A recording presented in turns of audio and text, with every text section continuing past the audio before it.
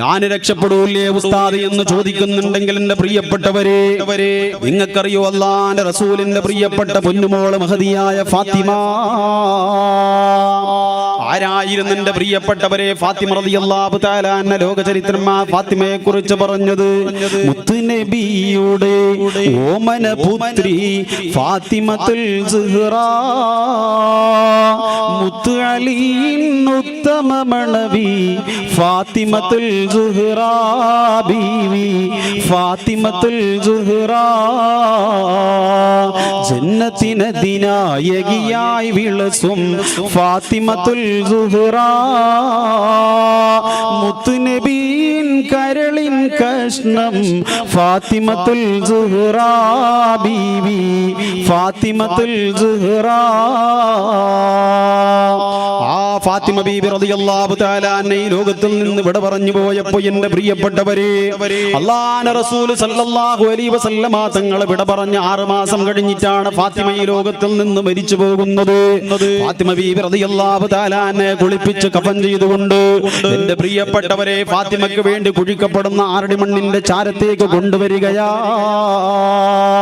അലിയാരുടെ പ്രിയപ്പെട്ട പൊന്നോമനയാ, അലിയാരുടെ ഓമന മണവിയാ.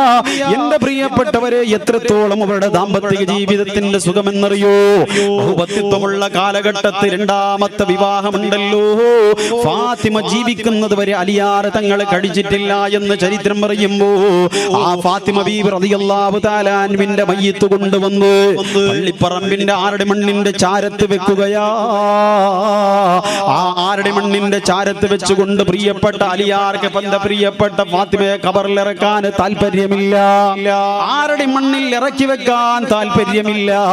എന്റെ പ്രിയപ്പെട്ടവരെ, മഹാനായ അലിയാർ തങ്ങൾ കൂട്ടുകാരനാകുന്ന അബൂദർ റളിയല്ലാഹു തആല അൻഹുവിനെ വിളിച്ചുകൊണ്ട് പറയാണ്, അബൂദറേ, എന്റെ ഫാത്തിമയാ അബൂദർ, എന്റെ ഫാത്തിമയാ അബൂദർ, വല്ലാത്ത ഇഷ്ടപ്പെട്ട പെണ്ണായിരുന്ന അബൂദർ, ഈ ആരുടെ മണ്ണിലേക്ക് എന്റെ ഫാത്തിമയെ ഇറക്കി വെക്കാൻ എനിക്ക് താല്പര്യമില്ല അബൂദർ. എന്റെ ഫാത്തിമക്കൊരു വേദന കൊടുക്കാതിരിക്കാൻ, എന്റെ ഫാത്തിമക്കൊരു പ്രയാസം കിട്ടാതിരിക്കാൻ നീ ഖബറിനോടൊന്ന് പറയണം അബൂദർ. മഹാനായ അബൂദർ റളിയല്ലാഹു തആല അൻഹു പരിശുദ്ധമായ പള്ളിപ്പറമ്പ് പോലും ഞെട്ടിപ്പോയി എന്ന് ചരിത്രം പറയുമ്പോ ഫാത്തിമക്ക് വേണ്ടി കുഴിക്കപ്പെട്ട ആറടി മണ്ണിന്റെ ചാരത്ത് മുട്ടുകുത്തിയിരിക്കുകയാണ്. എന്നിട്ടോ എന്റെ പ്രിയപ്പെട്ടവരെ, ഫാത്തിമ ബീബി റളിയല്ലാഹു തആല അൻഹയുടെ കാര്യങ്ങൾ ഓരോന്നോരോന്നായി എണ്ണി പറയാണ്.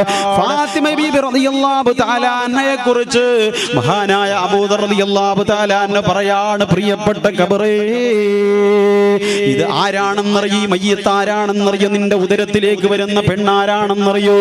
സാധാരണക്കാരിയായ ഒരു പെണ്ണല്ല പ്രിയപ്പെട്ട ഖബറേ, അല്ലാഹുവിന്റെ റസൂലിന്റെ പൊന്നുമോളാ ഹസൻ ഹുസൈനിന്റെ ഉമ്മയാണ്, അലിയാർ തങ്ങളുടെ പ്രിയപ്പെട്ട പത്നിയാ.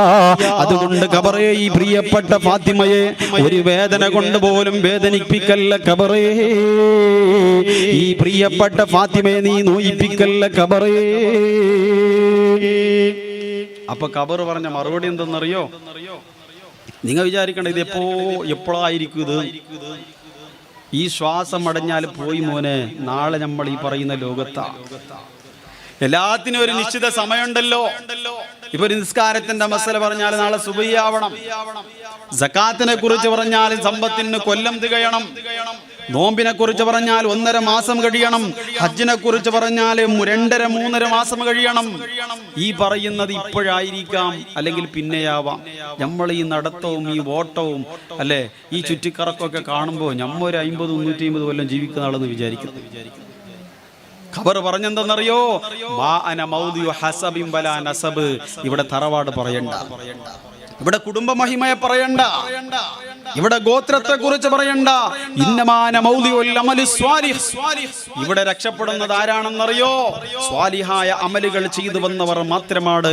അല്ലാതെ ഒരു കാര്യം പോലും, ഒരു കുടുംബ മഹിമ പോലും, ഒരു ബന്ധത്തെക്കുറിച്ചും ഒരു മഹത്വത്തെക്കുറിച്ചും എന്നോട് വിശദീകരിക്കണ്ട എന്ന് ആരുടെ മണ്ണാകുന്ന ഖബർ പറയുമെന്ന് എന്റെ പ്രിയപ്പെട്ടവരെ അലിയാർ തങ്ങളുടെ പ്രിയപ്പെട്ട അബൂദർ പറയാം.